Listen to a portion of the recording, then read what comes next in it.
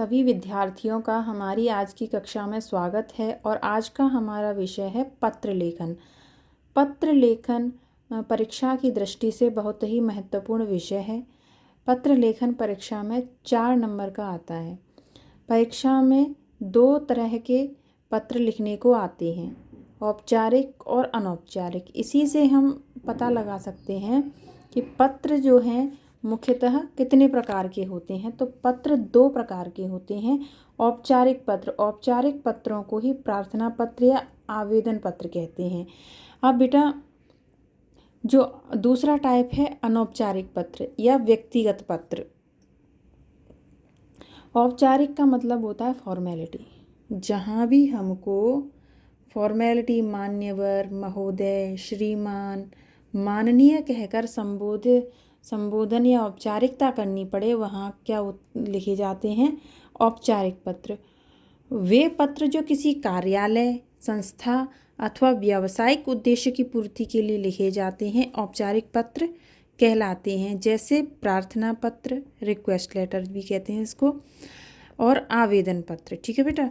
अब आ जाओ अनौपचारिक पत्र। जिन पत्रों में हमें किसी भी तरीके की क्या नहीं करनी पड़ती, फॉर्मेलिटी नहीं करनी पड़ती, इनको हम कैसे बोल सकते हैं? जैसे हमें अपने छोटों को लिखना है, हमारे परिवार के हम किसी छोटे बच्चे को लिखें, या तो लिखें, क्या लिखेंगे? प्रिय, चिरंजीवी, आयुष्मान, और बहुत प्यार, सुखी रहो, प्रसन्न रहो, आशीर्वाद। इस तरह के हम शब्दों का प्रयोग करते हैं। लेकिन यदि हम बात करें औपचारिक की, तो क्या हम किसी अधिकारी को इस तरह के शब्द लिखेंगे? नहीं लिखेंगे। ठीक है बेटा।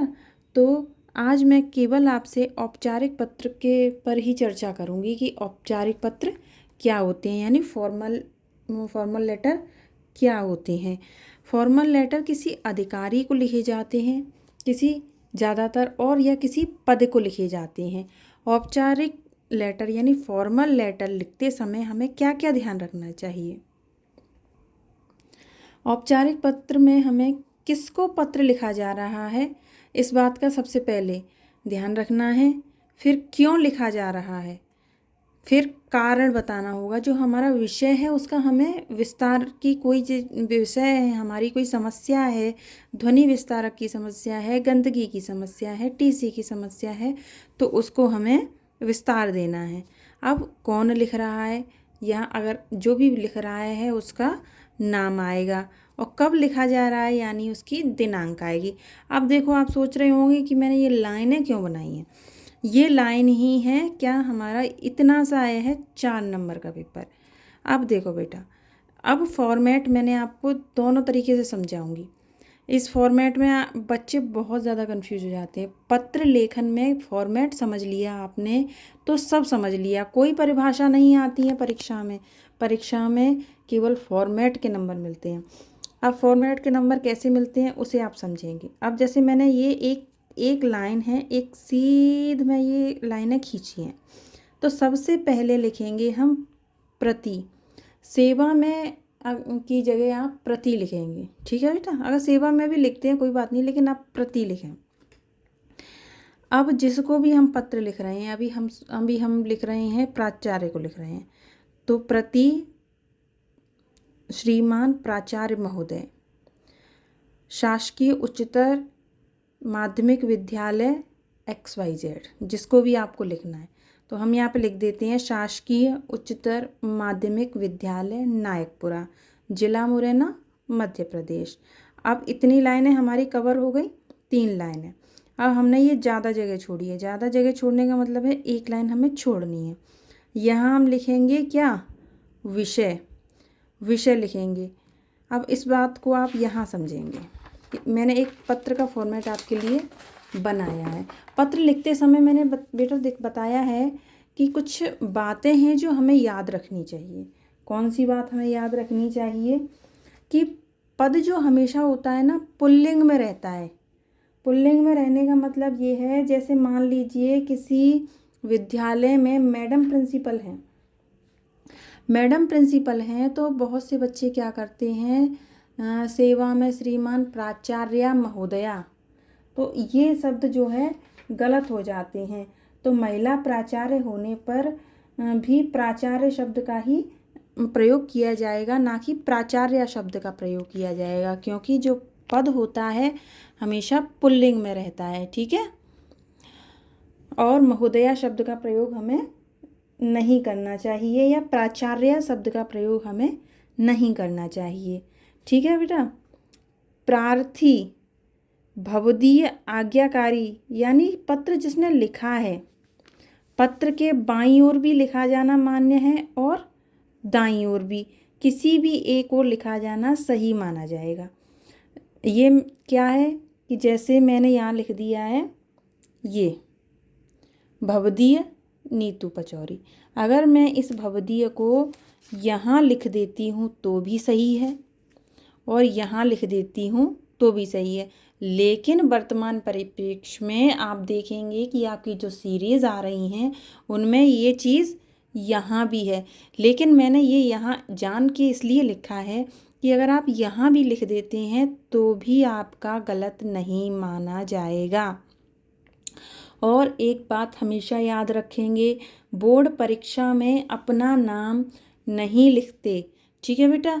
अपने नाम की जगह मान लीजिए आपने लिख दिया आपका आज्ञाकारी शिष्य या भवदीय या प्रार्थी, जो भी आपने लिखा, तो उसके बाद क्या लिखेंगे, अपने नाम की जगह आ ब स और कोई भी एक सिग्नेचर बना दिया जाता है।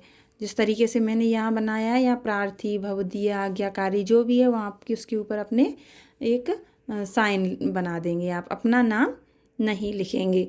और अगर उसमें स्थान दिया जाता है परीक्षा में कि तो उसमें लिखेंगे परीक्षा भवन। अब देखो बेटा, जो पत्र लेखन है ना उसमें जो 4 नंबर हैं, आपको सोचो फ्री के नंबर मिलते हैं। फ्री के नंबर कैसे मिलते हैं आप समझो। अब जैसे प्रश्न पूछेगा आपको, ध्वनि विस्तारक यंत्रों पर नियंत्रण हेतु जिले के जिलाधीश महोदय को प्रार्थना पत्र लिखिए। तो अब देखो बेटा मैंने क्या किया है,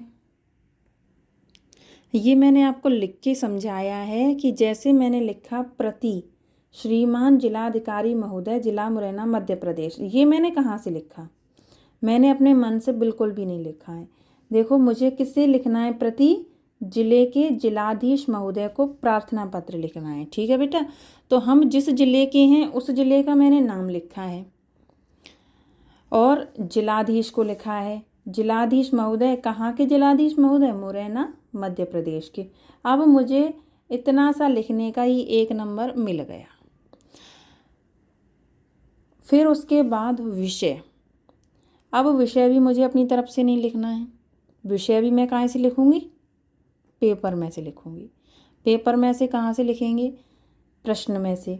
जैसे विषय है हमारा ध्वनि विस्तारक यंत्रों पर नियंत्रण हेतु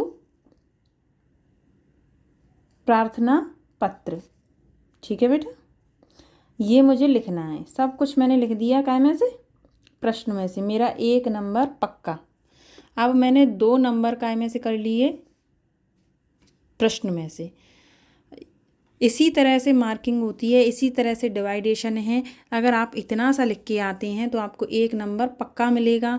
अगर आप इतना सा लिख के आते हैं तो इसका 1 नंबर, 1 और 1 2 हो गए। विषय लिखने के बाद अपने विषय को विस्तार करना है। अब बात को बता देना है बढ़ा के कि मैं कक्षा 10-12 में पढ़ का नियमित छात्र हूँ और मेरी परीक्षा निकट आ रही हैं और मेरे नगर में उच्च ध्वनि यंत्र बजाए जा रहे हैं और यंत्रों के शोर के कारण मैं अध्ययन नहीं कर पा रहा हूँ। आपसे अनुरोध है कि मेरे नगर के ध्वनि विस्तारक यंत्रों पर रोक लगाने की कृपा करें। इसको आप रटेंगे नहीं, इसको आप अपनी भाषा में लिखेंगे। किसी भी पत्र का जो विषय विस्तार होता है उसे रट के नहीं, समझ के लिखो।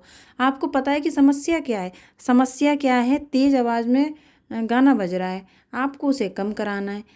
तो उसे आप किस तरह से कहेंगे कि कम करवा दीजिए जिलाधीश महोदय, मुझे ये समस्या हो रही है। ठीक है बेटा। तो इतने सबका आपको क्या मिल जाएगा, 1 नंबर। तो 1 2 3 हो गया।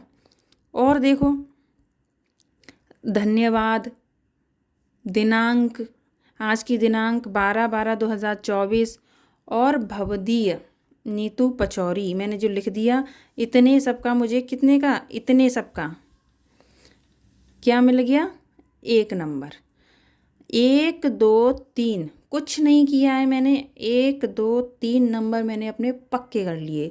और अगर मैं ज़रा सा पेन चला दूँ, ज़रा सा अपनी भाषा में कुछ भी लिख दूँ, तो मेरे 4 में से 4 नंबर कोई भी नहीं काट सकता। ठीक है बेटा, तो ये हैं हमारे औपचारिक पत्र। तो औपचारिक पत्रों की जो अधिकतम शब्द सीमा है 150 तक है। ऐसा नहीं है आपको पेज भर भर के 2-4 पेज लिखनी है पत्र लेखन में, नहीं, आपको 1 पेज में ही पत्र आपका आ जाए, पूरा फॉर्मेट बन जाए, बस वही लिखना है। और औपचारिक पत्रों में जैसा मैंने आपको पहले बताया, अभिवादन नहीं होता है। अभिवादन में क्या होता है, अभिवादन शब्द कौन से होते हैं, नमस्ते, नमस्कार, चरण स्पर्श, इस तरीके के शब्द जो होते हैं क्या होते हैं, अभिवादन कहलाते हैं। और अभिवादन हम किसी भी अधिकारी को नहीं करेंगे। ठीक है बेटा। और समापन कैसे होता है, प्रार्थी से, भवदीय से, विनीत आदि से क्या होता है, इसका समापन किया जाता है। अब आगे की जो वीडियोस रहेंगे उसमें मैं आपको जो अभी बोर्ड पर वो जो हाफ ईयरली एग्ज़ाम हुए हैं उनमें से 9, 10th, 11th, 12th में जो पत्र आए हैं उन पत्रों को पे हम चर्चा करेंगे। उम्मीद है आपको आज का वीडियो मेरा पसंद आया होगा। तो मुझे आगे के लिए मोटिवेट करने के लिए लाइक, शेयर एंड सब्सक्राइब ज़रूर करें। Thank you.